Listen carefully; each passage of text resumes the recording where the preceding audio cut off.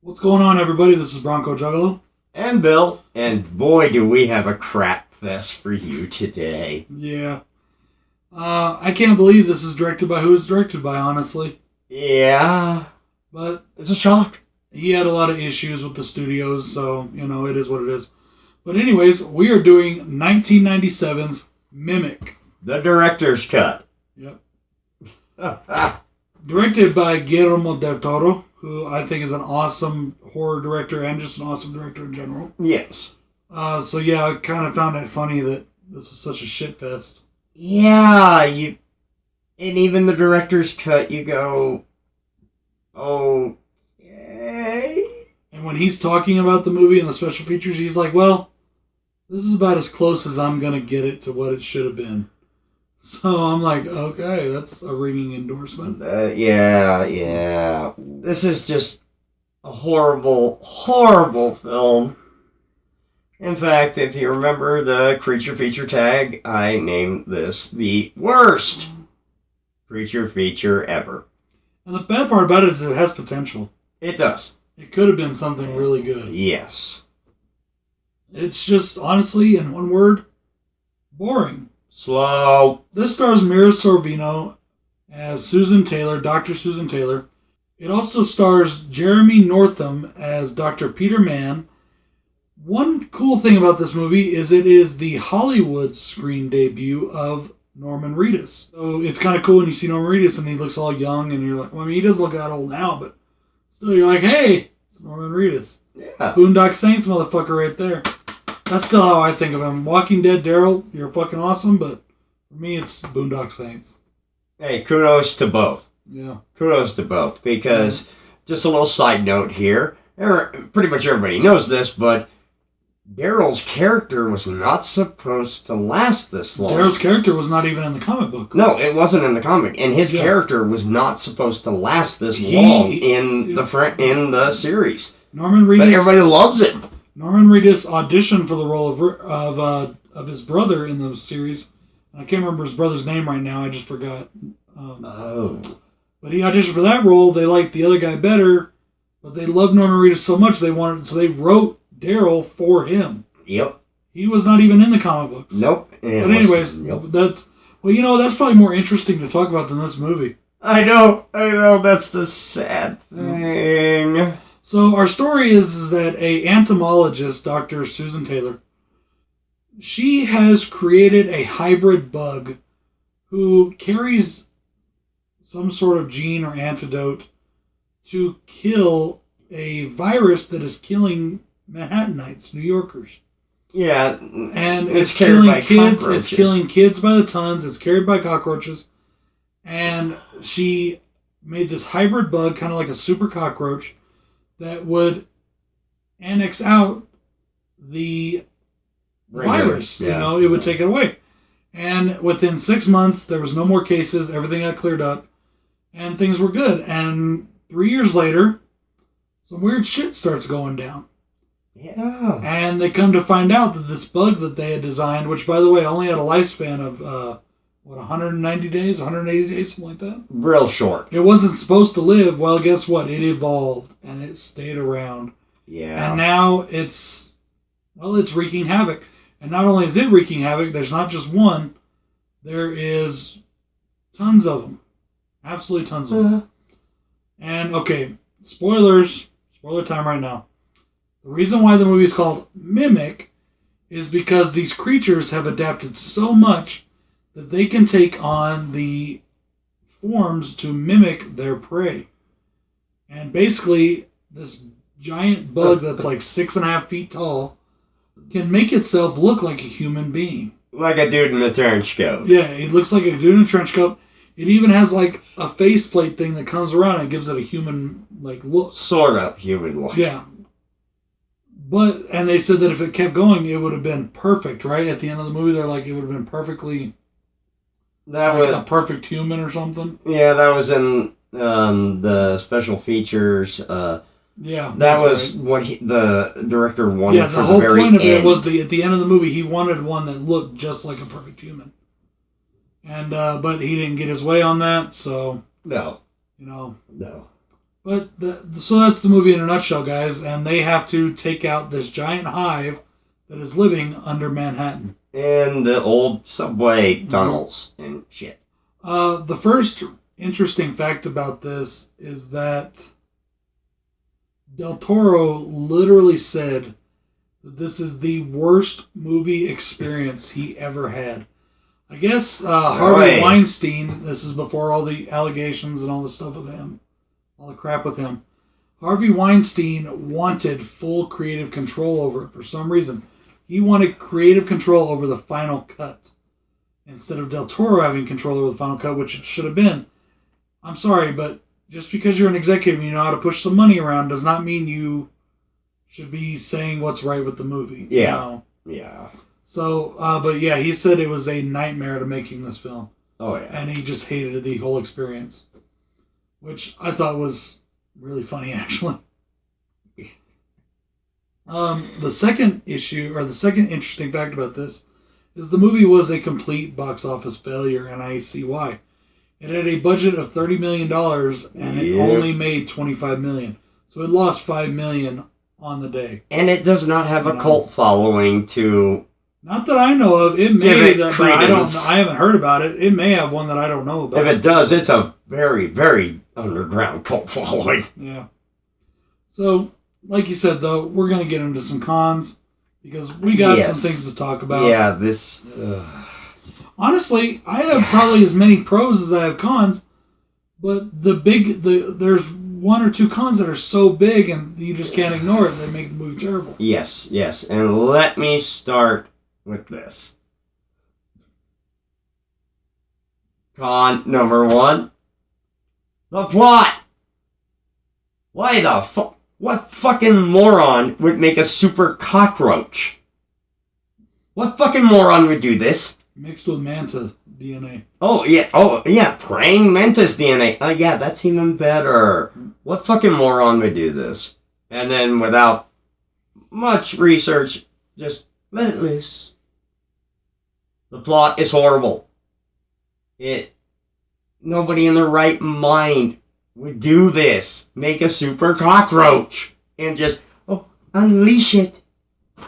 Cockroaches are bad enough. You can't kill them.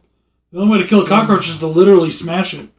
Pretty much. Because they're immune to all chemicals. They're immune to all poisons. It's kind of like Twinkies. They'll survive a nuclear holocaust. Yeah. Okay, that was my biggest. Yeah. That ain't my biggest. My biggest is that this movie is slower than fucking molasses. It dripping is. From a 100-foot tower. It is so goddamn slow and so damn boring that when something does come up, you're like, really? Yeah. Even the parts that are supposed to be exciting, like the bugs attack or whatever, it's just kind of like mundane. It's like, okay. Yeah. No, it was I waited for this. It was just really mundane. It's not very... It was, I waited for this. Yeah, pretty much. It's like, yeah. And that segues into my next con for this film. Trying to be all suspenseful. And then, here it comes. This movie falls flat on its ass for the suspense. Yeah, they try to build this atmosphere. They try to build this suspenseful atmosphere and it just fails miserably.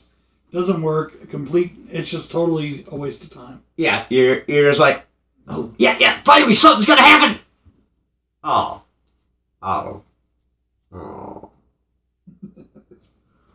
Yeah. So the next con I have is, in this movie, there is a young mentally challenged boy who makes sounds and mimics every sound he makes with spoons. What is the point of this kid? This character has no point. It had no other point but to get the father to go looking for him when it went missing. Which they could have done a million different ways. They didn't even need the father. And for the longest time, in the movie, they just threw this kid in and you didn't even know what the point of him was until the end of the film. Click. Yeah, he was just there all the time. And you're like, what is the point of this kid? Yeah. Why are they talking about it? What is going on with this guy? Because the story had nothing to do with him. And so it's not until the end of the movie, or close to the end of the movie, when the kid decides to go exploring in a place he shouldn't go and his father goes after him. That's the only point he had in this entire film. Yeah, you could have axed out. You know? You could have axed out the kid and his father. Yeah, you could have put in any random person to fill the place. No, you could have just axed them out completely. Yeah, that's true too. And it would have made more sense. I just don't understand the point of the character. If he was more central to what was going on, maybe, but yeah, there was no point to the character, in my opinion. Exactly, because we've already got a reason for our main characters to be down there. All it did was slow down the progression of the movie more. And make it make less sense. Yeah, that's all we need in this movie. To make it make less sense. Okay, let's go. Actually, this is probably my biggest con for this film. You said that last time. No, this is probably. Okay. Yeah, this is probably my biggest one. The end of this film. We have two. Count them, not one, but two getaways that our two main actress and actor should have died. Impossible escapes. Yes. That was my next and my final con, actually, is there are two impossible escapes. In one of the escapes, main actors, he fills a room full of gas. He scrapes a tool across a grate to produce a spark. The point of that spark immediately would go boom! Right where he is standing. Less than a split second. But yet he had time to get down a manhole and out the way. And jump into the water, which made no sense. He would have been fried. There was no way he could have escaped that. No, none. No, not at all. And then our second one. Ooh, we got the male. That was the male. Bug. Oh, the male bug. Okay. The male bug. I thought you were going to say the male actor. I was like, that was the male actor. No, we got the male bug. Right. And our actress is running towards a subway train with the male bug in hot pursuit. Mm-hmm. And she just jumps out of the way of a subway train at full speed. And you could see it in the frame. The train is literally 2 inches from this bitch. How does she not get flattened? No way. It's physically impossible. Would not have happened. All right. I've lived in New York. I've been on the subway. I know how fast those fucking things go. They go fast. You know, no way she would have escaped. No. You know, there's people that get hit when the train is, 30 yards down the track that can't get out of the way. Let alone running towards it. It was just so ridiculous. I was like, this is the ending that they came up with for this movie? Yes. Yes, it is. Yes, it is. And then there's this touching scene where they're all standing around outside, and here comes the husband. Who should be dead too. Husband. Oh, by the way, I forgot to mention the 2 doctors are married. Here comes the husband after he sparked the thing. All of a sudden, he comes out of nowhere. Oh my God, you're still alive. And they have the little boy with them who survived. His father is dead. And they're all hugging like they're a long-lost family. And you just know that they're going to, adopt the kid and blah, blah, blah. Happy ending! And it was just, the escapes were for the convenience of a happy ending. And it made no sense. Completely unrealistic. Yes. And this is supposed to be a horror movie, and I'm saying completely unrealistic. That's right. This coming from a guy whose one of his favorite franchises is Leprechaun. Yeah, from another guy who his favorite is Friday the 13th. Come on. Well, at least that one's got a human being in it. Well, until we get Zombie Jason. Part 6, yeah. But anyways, the point I'm trying to make is it's just a ridiculous ending, ridiculous film, very slow, long, boring film. I haven't been this bored since I watched the first hour and a half of Serbian film. Yeah, because that was such a predictable movie. Yeah, it wasn't until the end that it got out of hand, but the rest of it was... even the end was predictable. Yeah, but it was still disgusting. Yeah, it was disgusting, disgusting and despicable, but it's still boring. Yeah. So, anyways, that's it for my cons. You got any more? No, that was my last. All right, well, pros then. My first one, and probably my biggest pro, is I like the way the creatures looked. I thought it was cool. Oh, they do look cool. The creatures were cool looking. They were awesome. I like the design. I like the CGI that they did to make them. It looked good. Yeah. They were CGI, and even for 1997, it looked good. Yeah, it looked so good. I was happy with that. Okay. Yeah, I was just done. Oh wow! I'm not so excited about these pros that I'm like. I thought you were like having gas or something because you just all of a sudden stopped. Nope, just done. Oh. Okay. It's your turn. I'll give you the next one for me after that. All right. This movie, I've had more fun watching paint dry. I like smelling paint better than this movie. You do smell paint. What are you? Yeah. Okay. That's what led to the accident, if you don't remember. That's why you wear a mask now. Oh, yeah. Fun times. Unlike this movie. Okay. My first pro for this film, and I do like the look of the bugs too, but my first pro for this film will be the lighting in this film. It is lit very well. When it's not so dark that you can't see what the fuck's going on, but it's not so bright either. Because it shouldn't be. You're in old subway tunnels that aren't being used anymore. This is one of my pros too. Couple it with the cinematography and the visuals. Just like in every Guillermo Del Toro movie, he is visually stunning. Yes. Everything looks beautiful. It looks so good. Filmed just right, lit just right, perfect. You know, technically, this is a great technical movie. Oh, yeah. Because yeah. If you're done, are you done with that? Or are you, no, I'm done with that. Okay. I'm done with that, My next pro for this movie is that the acting is really good. It is. It's not Mira Sorvino is a good actress. Jeremy Northern does a really good job. Norman Reedus, even though he's only in it for a short time, does a good job. The guy that plays the cop, I can never remember. He was in. He was in Die Hard as the cop that he was talking to on the radio. Isn't he also on Family Matters, the TV show? Yeah, he was the dad cop in Family Matters. Yeah. He doesn't. I can't remember his name right now. I just forgot his name. Not Carl Weathers. No, I can't remember his name. He's an awesome actor. Yeah, I love him. He's a great guy, a great actor. But they all do such good jobs, but they just didn't have shit to work with.